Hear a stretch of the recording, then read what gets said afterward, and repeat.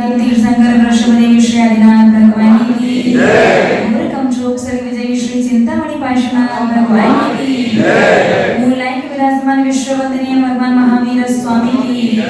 परम गुरु परम पिता परमात्मा 1008 श्री सीवंदर स्वामी भगवान की जय। 20वीं सदी के ब्रह्मचार्य मुनिकुल पितामह धर्म साम्राज्य नायक चारित्र चक्रवर्ती आचार्य भगवंत श्री शांति सागर जी महाराज की जय। रत्नत्रय धारित पद श्रेष्ठ परम श्रद्धेय परम पूजनीय मम शिक्षा दीक्षा गुरु गणनीय श्री सौम्यनंदिनी माता जी की जय। प्रधान श्रीमद सैना धर्म की जय। श्री सौम्यनंदिनी माता जी की जय। समस्त आदिका संघ की जय। धर्म स्नेही आप सभी भव्य महानुभाव, रक्षाबंधन पावन पर्व कल आने वाला है। यूं तो वर्ष में एक बार आप सभी लोग रक्षाबंधन पर्व को मनाते हो। लेकिन क्या, क्यों, कैसे, आज इन 3 बातों को समझेंगे। क्या, क्यों और कैसे। महानुभाव, बात 18वें तीर्थंकर अरनाथ भगवान के समय की है। बहुत सारे लोगों को लगता है कि भगवान मल्लिनाथ के समय की है, क्योंकि भगवान मल्लिनाथ के समय महापद्म नाम के एक चक्रवर्ती हुए हैं और विष्णु कुमार के जो पिता थे गृहस्थ के, उनका नाम भी महापद्म था। तो अधिकांश लोगों को लगता है कि दोनों एक ही थे। ऐसा नहीं है। महापद्म चक्रवर्ती भगवान मल्लिनाथ के समय हुए हैं और भगवान अरनाथ के समय कुरु वंश में हस्तिनापुर के बहुत बड़े समृद्धशाली राजा हुए हैं, जिनका नाम था राजा महापद्म और उनके 2 बेटे। बड़े बेटे का नाम विष्णु कुमार और छोटे बेटे का नाम पद्म। ठीक है। तो बात 18वें तीर्थंकर भगवान अरनाथ के समय की है, जब उज्जैन का राजा श्रीवर्मा और उस राजा के 4 मंत्री बलि, प्रहलाद, नमुची और बृहस्पति, कहीं कहीं 1-2 नाम परिवर्तित भी मिल सकते हैं, कि 4 मंत्री थे। एक दिन भ्रमण करते हुए अगम्पराचार्य आचार्य परमेश्वरी का 700 साधुओं का संघ उज्जैन नगर पधारा। आचार्य भगवंत अवधि ज्ञानी थे। उन्होंने अपने अवधि ज्ञान से जान लिया कि इस राजा श्रीवर्मा के चारों मंत्री जैन धर्म के विरोधी हैं। इसीलिए उन्होंने अपने संघ के सभी साधुओं को मौन दे दिया कि कोई भी किसी भी व्यक्ति से, चाहे आम हो चाहे खास, चाहे राजा हो चाहे प्रजा, कोई भी साधु किसी भी श्रावक से, व्यक्ति से चर्चा नहीं करेगा। चर्चा करने की वजह से साधु संघ पर उपसर्ग आ सकता है। सभी ने गुरु की आज्ञा को सिरोधार्य करके मौन साधना शुरू कर दी। जब राजा को पता चला, राजा ने अपने महल की छत से देखा कि पूरे के पूरे नगरवासी भीड़ के भीड़, जुलूस का जुलूस कहीं जा रहा है। राजा ने कौतूहलवश अपने मंत्रियों से पूछा कि ये इतने सारे लोग एक साथ कहाँ जा रहे हैं। तो मंत्रियों ने कहा, कुछ नहीं है, कुछ अनपढ़ लोग आए हैं, नग्न हैं, अजीब लग रहे हैं, इसलिए लोग देखने जा रहे होंगे। क्योंकि चारों मंत्री जैन धर्म के थोड़े से विरोधी थे। राजा ने कहा, सिर्फ नग्न हो, अनपढ़ हो, मूर्ख हो, उन्हें देखने के लोग तो नहीं जाएंगे। जरूर कोई ना कोई बात तो अवश्य है, मुझे भी उनके पास जाना है। राजा स्वयं जाने के लिए तैयार हुआ। अब राजा जा रहा है तो मंत्रियों को तो जाना ही पड़ेगा। चारों मंत्री भी गए। पहुंच करके राजा ने नमस्कार किया, प्रवचन सुनने का, उपदेश सुनने का निवेदन किया, लेकिन सभी साधुओं का मौन था। अधिक निवेदन करने के बाद भी कोई भी साधु कुछ नहीं बोला। तो मंत्री लोग उपहास उड़ाते हुए, मजाक उड़ाते हुए बोले कि देख लो राजन, हमने तो पहले ही कहा था। कहते हैं ना, मूर्ख की शोभा मौन में होती है। ये लोग बिल्कुल निरे मूर्ख हैं, कुछ आता जाता नहीं है। इसलिए आप जैसा इतना बड़ा राजा आकर के इनके सामने उपदेश के लिए निवेदन कर रहा है, फिर भी ये कुछ भी नहीं बोल रहे। अब राजा भी शांत था कि सत्यता तो उसे भी नहीं पता थी, यदि भी जानता तो वो था कि इस शांत सौम्य मुद्रा को देखने मात्र से मन में परम शांति की अनुभूति हो रही है, तो इनके वचनों को सुन करके तो कितना आनंद आएगा। लेकिन कभी कभी कुछ बातों को, चीजों को सत्य साबित करने के लिए प्रमाण की आवश्यकता होती है। जब कोई भी साधु, कोई भी मुनिराज कुछ नहीं बोले, राजा निवेदन करके फिर वापस लौटने लगा। और लौटते समय एक मुनिराज जो आहार में थोड़ा सा जिन्हें देर हो गई थी, श्रुत सागर मुनिराज आहार करके लौट रहे थे और उन्हें नहीं पता था कि आज गुरु ने सभी को मौन दिया है। लौटते समय मंत्रियों को लगा इनका भी मौन होगा, तो मजाक उड़ाते हुए मंत्रियों ने कहा, देखो वो सामने तरुण बैल चला आ रहा है। तरुण का मतलब जवान। देखो सामने जवान बैल चला आ रहा है। तो मुनिराज ने एक शब्द बोला, उन्होंने कहा स्यात्। क्या बोला? स्यात्। राजा ने कहा भी इन्हें जवाब दिया है, मतलब इनका मौन खुला है, इनसे वार्तालाप हो सकती है, इनसे हम उपदेश सुन सकते हैं। तो राजा ने निवेदन किया कि हे साधु परमेष्ठी, अभी आपने जो स्यात् कहा था उसका क्या अर्थ है, कृपया करके समझाइए। तब आचार्य उन शुद्ध सागर मुनिराज ने कहा कि अभी मंत्रीगण ने कहा कि देखिए सामने से जवान बैल चला आ रहा है। मैंने कहा स्यात् कि हो सकता है शायद इन्हें मेरे पूर्व के भव दिख गए हों, और ये जीव अनादि काल से संसार में है, अनंत पर्यायों को धारण कर चुका है, तो शायद मैं किसी न किसी भव में बैल की योनि में, बैल की पर्याय में रहा होगा, वो भव इन्हें दिख रहा होगा। तो पूर्व भव की, भूत पूर्व पर्याय की अपेक्षा मैंने कहा स्यात्। तो फिर मंत्रियों को भी वाद विवाद करने का, और जो उन्हें अपने ज्ञान पर अहंकार था, हमेशा याद रखना, जिसे अपने ज्ञान पर अहंकार है, सत्य वास्तविकता तो यह है कि वो व्यक्ति ज्ञानी है ही नहीं। उन्हें अपने ज्ञान पर अहंकार था, तो उन्होंने मुनिराज से वाद विवाद करना शुरू कर दिया। चारों मंत्रियों ने कहा कि महाराज आप कैसी बात करें, पूर्व भव किसने देखे, और जो दिखता नहीं है वो सत्य नहीं होता। मंत्रियों ने क्या कहा कि महाराज अभी आप कह रहे हैं कि शायद हो सकता है पूर्व के किसी भव में मैं बैल की पर्याय में रहा हूँ। पूर्व भव आपने देखा है क्या? अपना पिछला भव देखा है क्या? जो दिखता नहीं वो सत्य नहीं होता। तो शुद्ध सागर मुनिराज बोले, एक बात बताइए, आपके माता पिता का विवाह हुआ था क्या? कैसी बात कर रहे? विवाह नहीं हुआ तो हम लोग कैसे होते? हाँ विवाह हुआ था, आपने आंखों से देखा था क्या? नहीं। तो फिर आप कैसे कह सकते विवाह हुआ? अगर विवाह हुआ स्वीकार कर रहे हो तो आपकी पहली वाली बात झूठी हो जाएगी कि आपने आंखों से नहीं देखा फिर भी विवाह हुआ है, इस बात को स्वीकार कर रहे हो तो ये बात तो सत्य माननी पड़ेगी, भले पूर्व भव आंखों से नहीं दिखते लेकिन सत्य है। या तो पहली बात झूठी या फिर दूसरी बात जो बोले माता पिता का विवाह हुआ तो बात झूठी।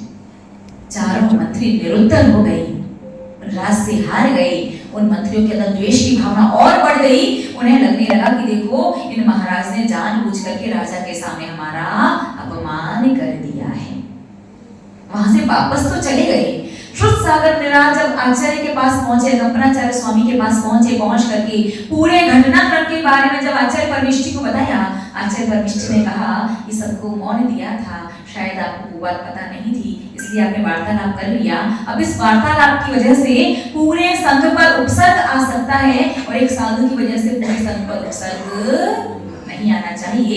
इसलिए आपको प्रायश्चित स्वरूप जिस स्थान पर वाद विवाद किया था आपने, उसी स्थान पर पूरी रात्रि आपको सामायिक करनी है। शुद्ध सागर मुनिराज वापस लौट करके उसी स्थान पर सामायिक करने के लिए पहुंच गए। रात्रि में मंत्रियों के परिणामों में आकुलता व्याकुलता की जानबूझ कर फिर महाराज ने राजा के सामने हम लोगों की छवि खराब कर दी, उनकी इज्जत बिगाड़ दी। अब तो कैसे ना कैसे करके पूरे साधु संघ से बदला लेना है। पूरे साधु संघ से बदला लेने के लिए चारों के चारों मंत्री अपने महल से निकले और रास्ते में जा ही रहे थे कि रास्ते में कौन मिल गया? वही शुद्ध सागर मुनिराज मिल गए। अब उन्हें सोचा अब सबके पास जाके क्या करेंगे, इज्जत तो उन्होंने खराब की थी तो इन्हीं से बदला ले लेते हैं। क्या बदला लिया जाए? आपस में विचार करने के बाद उनके मस्तिष्क में आया कि तलवार लेकर के इनके शरीर से प्राणों को अलग कर दिया जाए। चारों मंत्रियों ने जैसे ही अपनी तलवार निकाली और निकाल करके जैसे ही प्रहार करने वाले थे, वैसे ही उस स्थान का जो रक्षक देव था, जो वन देव था, वो प्रकट होकर के चारों के चारों को स्टैच्यू बना देता है। ऐसी की वैसे तलवार हाथ में कीलित कर देता है। सुभद्रा को वैसे ही पोजीशन में सुबह जब सभी नगरवासी और राजन जब साधुओं के दर्शन करने आया और रास्ते में चारों मंत्रियों को तलवार लिए एकदम मारने का प्रयास करते हुए मुनिराज के ऊपर देखा, सभी ने उनकी भरपूर निंदा की कि धिक्कार है ऐसे मनुष्यों को, ऐसे विचारों को जो सत्य को भी स्वीकार नहीं कर सकते और साधु के ऊपर उपसर्ग करने की हिम्मत कर पा रहे हैं। धिक्कार है ऐसे व्यक्तियों को जिन्हें दुर्गति में जाने से भी डर नहीं लगता। तो जब राजा के सामने उन चारों मंत्रियों का सत्य उद्घाटित हो गया तो वन देवता ने उन्हें सामान्य कर दिया और राजा ने उन्हें चारों को मृत्यु दंड दिया। तब मुनिराज ने राजा से कहा कि आप हमारे निमित्त से इन्हें मृत्यु दंड नहीं दीजिए। तो राजा ने कहा ठीक है, आप तो साधु हैं, जो आपको मारने के लिए आया था आप उसका मृत्यु दंड माफ करवा रहे हैं, लेकिन ऐसे धर्म विरोधी जीव को मैं अपने राज्य में नहीं रख सकता। चारों की चारों मंत्रियों को देश निकाला दे दिया। वहां हस्तिनापुर में जो वहां का राजा था महापद्म, उसे वैराग्य हो गया। वो जिन दीक्षा लेने जा रहा था तो उन्होंने अपने बड़े पुत्र विष्णु कुमार को राज्य देने का प्रयास किया। विष्णु कुमार ने कहा कि पिताजी ये सारी वस्तुएं हमेशा नहीं रहेंगी और इनके माध्यम से अगर मन चलायमान हुआ, चंचल हुआ, ये सारी चीजें तो संसार का कारण है, दुख का कारण है, इनमें सुख होता तो आप क्यों जा रहे हैं, और जब आप इन्हें छोड़ करके जा रहे हैं तो मैं क्यों ग्रहण करूं। तो राजा महापद्म तो दीक्षा लेने गए सो गए, साथ में उनके बड़े पुत्र विष्णु कुमार भी दीक्षा लेने चले गए। तो उन्होंने अपने छोटे बेटे का नाम पद्म, राजकुमार पद्म को राज तिलक करके राजा पद्म हस्तिनापुर का बना दिया। और उस समय जब वो राजा पद्म राजा बना तो उस समय सिंहवन नाम का राजा उस राजा को बड़ा परेशान कर रहा था। कैसे भी करके उसे जीता ही नहीं जा पा रहा था। तो राजा ने घोषणा करवाई कि जो व्यक्ति राजा सिंहवन को बंदी बना करके लाएगा मैं उसे अपना मंत्री पद दे दूंगा अपने राज्य में। चारों मंत्री घूमते हस्तिनापुर तक पहुंचे और जब चारों ने इस घोषणा को सुना तो साम दाम दंड भेद की नीति से उन्होंने राजा सिंहवन को पकड़ करके राजा पद्म के समक्ष उपस्थित किया। और उसके बाद राजा पद्म ने चारों को अपने यहाँ हस्तिनापुर में मंत्री का पद दे दिया। और राजा पद्म इतना प्रसन्न हुआ, उनके कार्य से इतना प्रसन्न हुआ कि प्रसन्न होकर के कहा कि मैं तुम्हें एक वरदान देना चाहता हूँ, जो चाहो सो मांग लो। तो मंत्री लोग बुद्धिमान थे, उन्होंने कहा राजन अभी नहीं, इस वरदान को अभी अपने पास रखिए, जब आवश्यकता होगी तब मांग लेंगे। सहयोग की बात देखिए, अकंपनाचार्य स्वामी के 700 साधुओं का संग भ्रमण करते चातुर्मास करने के लिए हस्तिनापुर नगरी पहुंचा। और हस्तिनापुर नगरी पहुंचने के बाद कुछ समय बाद चातुर्मास स्थापना हो चुकी थी। और थोड़े समय बाद जब मंत्रियों को पता चला कि वही आचार्य संघ पधारा है जिनकी वजह से इतनी बेइज्जती अपमान अपन को उज्जैन नगर में बर्दाश्त करना पड़ा था, तो चारों की चारों मंत्री पहुंचे राजा पद्म के पास, पहुंच करके कहा कि राजन आपने एक वरदान दिया था हमें, वो वरदान आज हम आपसे मांगते हैं। हमें 7 दिन का राज्य चाहिए, 7 दिन तक हमारी आज्ञा चलेगी राज्य पर, सब जगह हमारा अधिकार होगा, आप किसी प्रकार का इंटरफेयर नहीं कर सकते। राजा को उनके कुटिल भावों का नहीं पता था। सहज में राजा ने कहा ठीक है, 7 दिन का राज्य दिया आपको। और जैसे ही उसके बाद राजा तो अपने भवन में चला गया, लेकिन वो श्रावण शुक्ला 2 तिथियां आती, कहीं अष्टमी लिखी आती है और किन्हीं शास्त्रों में श्रावण शुक्ला नवमी का दिन आता है। वो श्रवण संस्कृति का वो काला दिन है जिस दिन से 700 साधुओं पर उपसर्ग शुरू हुआ था। चारों मंत्रियों ने मिलकर के 700 की 700 साधु अपने आचार्य के साथ बड़े उद्यान में बैठ करके स्वाध्याय तत्व चर्चा ध्यान सामायिक कर रहे हैं। उस एक बड़े उद्यान बगीचे के चारों तरफ लकड़ियों की बेड़ी समझते ना, पूरा एक दीवार जैसी दीवार जैसी बना दी और उसमें मांस, हड्डियां, चर्म, ऐसी दुर्गंधित इतनी बेकार वस्तुएं डाल दी कि उनमें से धुआं उठे। वो चीज जले नहीं ज्यादा आसानी से, धुआं उठे और धुएं से उस धुएं को इनहेल करे व्यक्ति तो उससे क्या होता है ना, कंठ में बहुत पीड़ा होती है, कंठ बिल्कुल रुक जाता है, अवरुद्ध हो जाता है और फिर श्वास लेने में तकलीफ होती है और धीरे धीरे घुट घुट करके प्राण निकल जाते हैं। ऐसी व्यवस्था उन चारों मंत्रियों ने की और 700 साधुओं पर उपसर्ग करना शुरू कर दिया। जब चारों तरफ अग्नि लगा दी गई, वो अशुद्ध वस्तुएं उस अग्नि में डाली गई और उस यज्ञ का नाम रखा नरमेध यज्ञ, जिसमें मनुष्य की बलि दी जाए ऐसा यज्ञ। अब 7 दिन का अधिकार उनके पास था, राजा चाहकर के भी कुछ नहीं कर सकता था। साधुओं पर इतना उपसर्ग, सभी के सभी साधु आत्म ध्यान में लीन हो गए, लेकिन वो धुआं इतना ज्यादा तकलीफ शरीर को दे रहा था, कंठ पूरी तरह अवरुद्ध हो चुका था, श्वास लेने में अति वेदना, कुछ साधु मूर्छित जैसे हो गए थे, बहुत तकलीफ साधुओं को हो रही थी। और एक दिन जब उपसर्ग होते होते 6 दिन व्यतीत हो गए, तब मिथिला नगरी में सारचंद्र आचार्य साधना कर रहे थे, जो ज्योतिष वगैरह के बहुत अच्छे ज्ञाता थे। सारचंद्र आचार्य साधना करते समय रात्रि के मध्य रात्रि में जब बाहर निकल करके आए और आकाश की ओर देखा, क्योंकि पहले घड़ी वगैरह नहीं हुआ करती थी, आकाश में चंद्रमा वगैरह, तारे वगैरह, इसकी स्थिति को देख करके समय का अंदाजा लगाया जाता था और दिन में सूर्य वगैरह को देख करके सारचंद्राचार्य ने रात्रि के समय मध्य रात्रि में जब ऊपर आकाश की ओर देखा तो उन्हें श्रवण नक्षत्र कंपायमान दिखा, कांपते हुए। नक्षत्र आसानी से यूं ही कांपते नहीं है, जब तक बहुत बड़ी कोई अनहोनी घटना ना घट रही हो तब तक ऐसे नक्षत्र कंपायमान नहीं हो सकते। वो नक्षत्र कंपायमान दिखा और उसे देख करके मध्य रात्रि में सारचंद्राचार्य के मुख से एक शब्द निकला, आह। क्या निकला? आह का वो शब्द निकला। उनके पास में छुलक जी बैठे थे, छुलक पुष्पदंत नाम आता है, एक दो नाम और मिलती हैं। एक छुलक जी बैठे हुए थे, उन्होंने विचार किया कि आचार्य भगवंत कभी रात्रि में बोलते नहीं है, आज अचानक से क्या हो गया कि आह का शब्द मध्य रात्रि में इनके मुख से निकला है। छुलक जी ने पूछा कि आचार्य परमिष्टि क्या हुआ? तब आचार्य ने अपने अवधि ज्ञान से बताया कि श्रवण नक्षत्र का पायमान दिख रहा है, अर्थात कहीं 700 साधुओं पर हस्तिनापुर नगरी में भयंकर उपसर्ग हो रहा है और अगर उस उपसर्ग को समय से दूर नहीं किया तो 700 के 700 साधुओं की समाधि हो जाएगी। अब वो और बर्दाश्त नहीं कर पाएंगे। तब छुल्लक जी ने पूछा कि क्या कोई उपाय है उनके उस उपसर्ग को दूर करने का? तब आचार्य परमेश्वर ने बताया कि धरणीधर पर्वत पर, कौन से पर्वत पर? धरणीधर पर्वत पर विष्णु कुमार महामुनिराज साधना कर रहे हैं और उन मुनिराज को तो पता भी नहीं है कि उन्हें इतनी विशेष साधना की वजह से विक्रिया रिद्धि प्राप्त हो चुकी है, विक्रिया रिद्धि में प्रकट हो चुकी है और उस विक्रिया रिद्धि के माध्यम से 700 साधुओं का उपसर्ग दूर किया जा सकता है। जो छुल्लक जी थे उन्हें आकाश गामनी विद्या सिद्ध थी, तो आकाश में गमन करके वो धरणीधर पर्वत पर मुनि विष्णु कुमार के पास पहुंच करके निवेदन किया कि हे आचार्य परमेष्ठी, अपना ध्यान छोड़िए, 700 साल कैसे उपसर्ग हो सकता है? वो क्षमा मांगने लगा, रोने लगा, गिड़गिड़ाने लगा कि मैं विवश हूँ, कि मैं अपने वचन में बंधा हुआ हूँ, मैं 7 दिन तक कुछ भी नहीं कर सकता। 6 दिन व्यतीत हो चुके हैं, कल 7वां दिन है, उसके बाद ही मैं कुछ कर पाऊंगा, लेकिन अब मुनिराज 7वां दिन बर्दाश्त नहीं कर पाएंगे।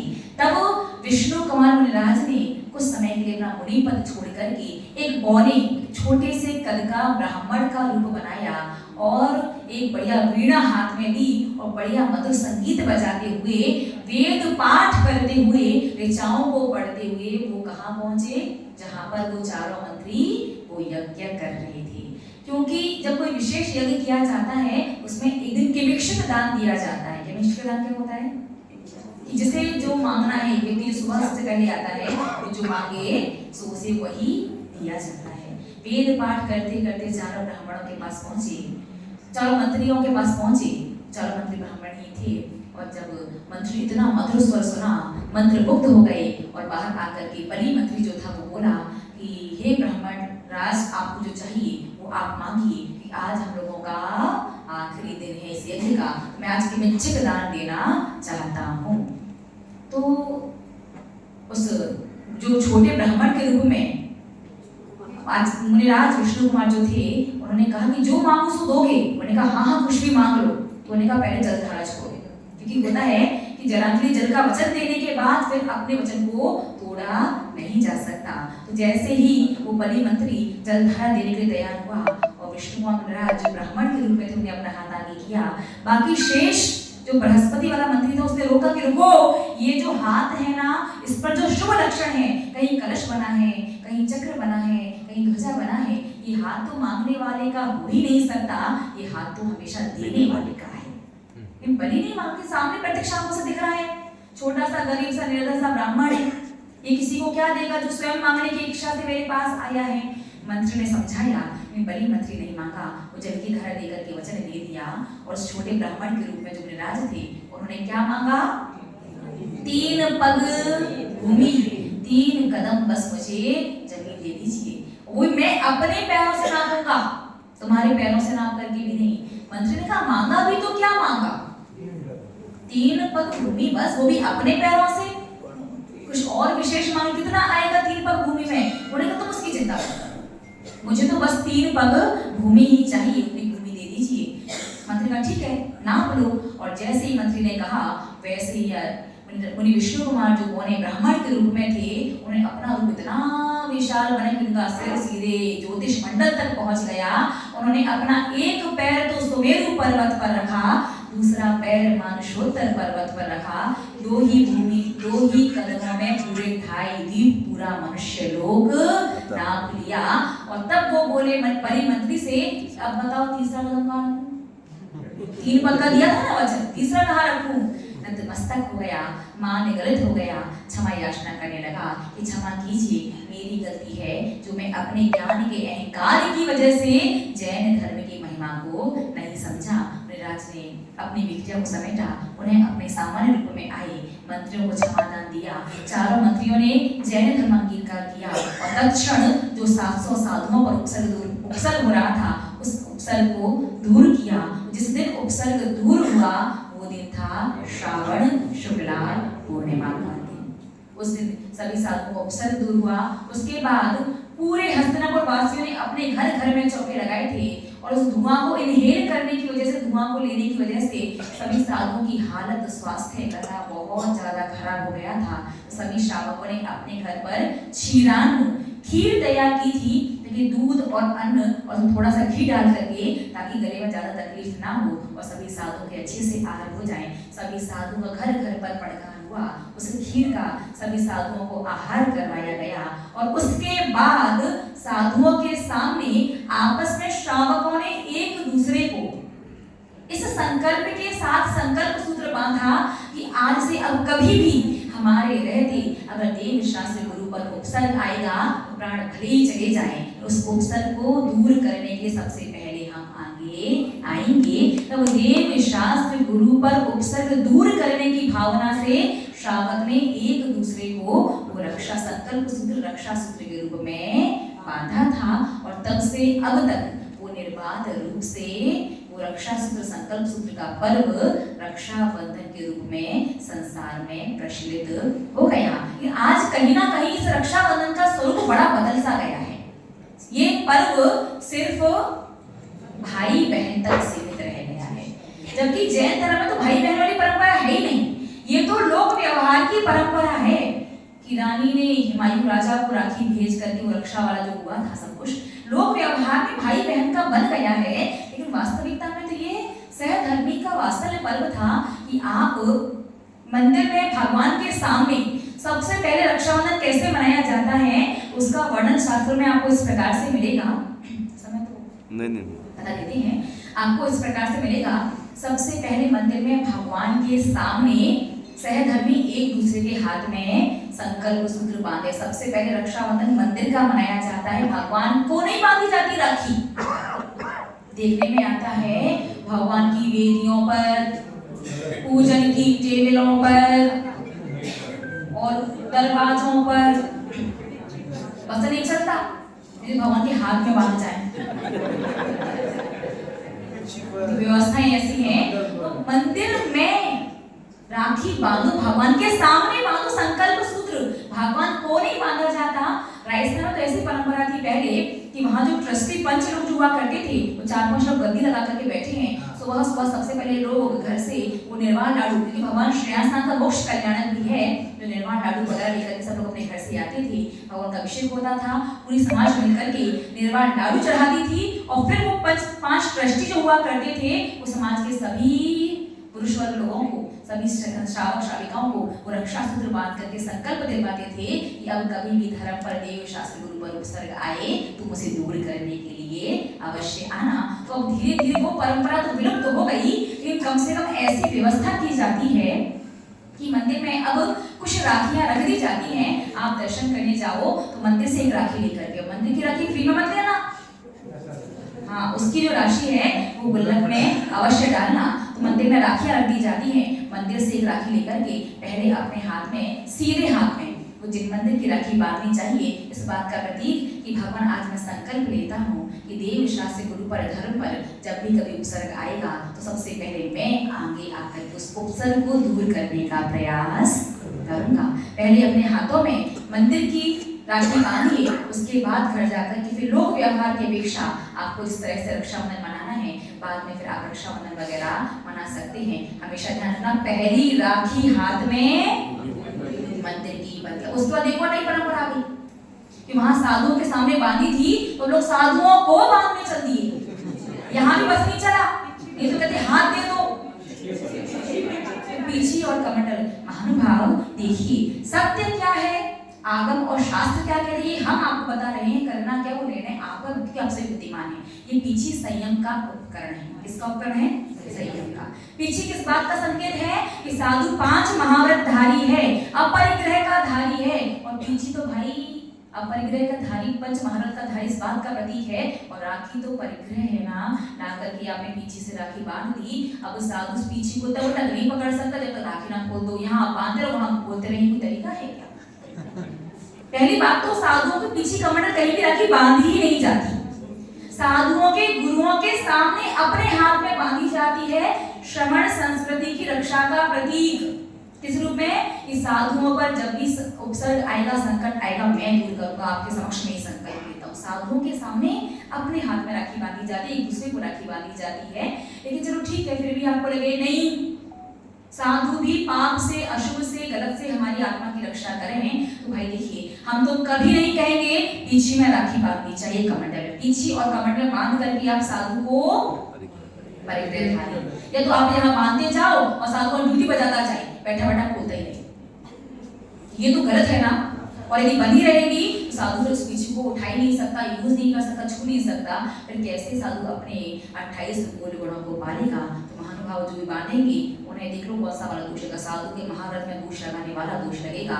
इसलिए कभी भी साधु के पहली बात तो बांधनी नहीं चाहिए, उनके सामने अपने हाथ में बांधो, फिर भी मन ना माने, नहीं नहीं नहीं भाई हमें तो बांधनी ही है, कि गुरु हमारी रक्षा करे पाप से, अशुभ से, हमारी आत्मा की रक्षा करे, मन करे ही आपका ज्यादा, तो वो जिस टेबल पर जिनवाणी पढ़ रहे हैं उस टेबल पर बांध आना, लेकिन ना तो पीछी में बांधना, ना कमंडल में बांधना। आप स्वयं तो साधु बन नहीं सकते, अब परिग्रह महाव्रत को धारण कर नहीं सकते, कम से कम जिनने धारण कर रखा है उनको क्यों दोष लगाने के पीछे लगे हुए हो? महारोग शास्त्र में कहीं नहीं स्पष्ट है। आप यदि कभी पूछें तो कहाँ क्या हो रहा है, इसमें बुद्धि नहीं लगाना, कौन क्या करता है वो जाने, उनका काम जाने, सही क्या है ये जानो, आपको करना क्या है उस पर विचार करो, दूसरे को रोकना टोकना नहीं और कहीं और जाके इंटरफेयर नहीं करना। तो पहली बात मंदिर की राखी होती है, मंदिर को राखी नहीं होती।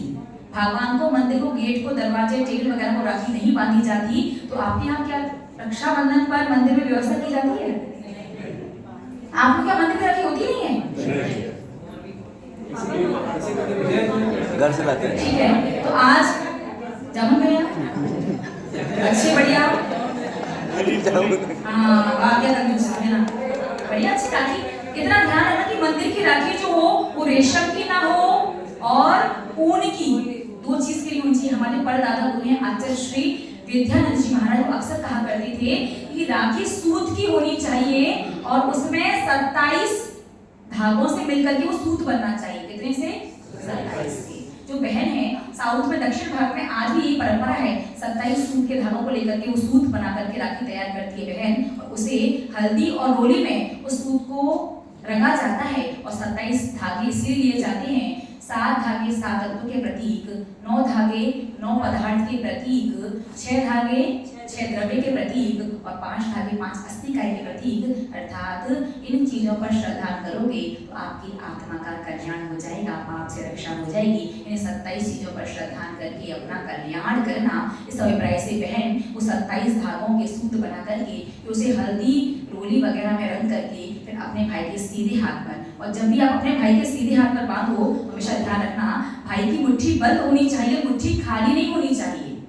खाली हाथ राखी कभी नहीं बताई जाती है। नहीं आजकल तो देखो भाई बहन का त्योहार भी नहीं है, तो आदान प्रदान का त्योहार है लोगों का। तो बहन भी जो भाई अच्छी गिफ्ट देगा उसके लिए अच्छी वाली राखी जाती है, जो भाई के पास एक नॉर्मल गिफ्ट मिलती है उसके लिए राखी भी हल्की वाली ही जाती है। तो आजकल ये वास्तविक आपसी प्रेम का नहीं, ना जाने कहां कैसे विकृतियां की जाती हैं, कहीं ना कहीं आदान प्रदान वाला टाइप का त्योहार हो गया है। सच में ये वात्सल्य का, आपसी स्नेह का, रक्षा की भावना का पर्व है, जिससे भी आप चाहती वो व्यक्ति आपकी रक्षा करे, उसे ये रक्षा सूत्र बांधा जाता है। तो महानुभाव सर्वप्रथम तो कल अपने अपने घर से लाडू लेकर के आना और लाडू ला करके भगवान श्रेयांसनाथ को चढ़ाना है, पहला। दूसरा, मंदिर में राखी की व्यवस्था आपको मिलेगी तो आपको खाली हाथ नहीं आना, कोई ना कोई राशि लेकर के आना, वो गुल्लक में डाल करके एक मंदिर की राखी लेकर के सबसे पहले अपने दाहिने हाथ में धर्म और देव शास्त्र गुरु की भावना से वो राखी बांधना और उसके बाद अपने घर जाकर के फिर रक्षाबंधन का त्योहार मनाना। इस प्रकार से रक्षाबंधन के बारे में शास्त्रों में जिनवाणी में मिलता है। और एक और बात, बहुत से लोग कार्तिक शुक्ला नहीं श्रावण शुक्ला पूर्णिमा रक्षाबंधन से पहले रक्षाबंधन मना लेते हैं। याद रखना रक्षाबंधन का पर्व पहले नहीं मना सकते, लेकिन जिस दिन से रक्षाबंधन शुरू होता है उस दिन से लेकर के अष्टमी तक 9 दिन मना सकते हो। कोई बता सकता है क्यों?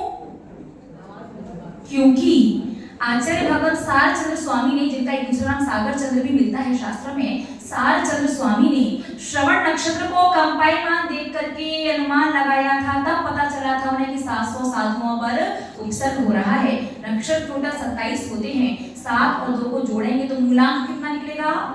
9। इसलिए राखी का पर्व आप पहले तो नहीं मना सकते। पहले अगर आपको कहीं जाना है तो अपनी राखी किसी के पास रखवा जाओ कि भैया जब रक्षाबंधन आए तो हमारी तरफ से हमारे नाम की राखी बांध देना।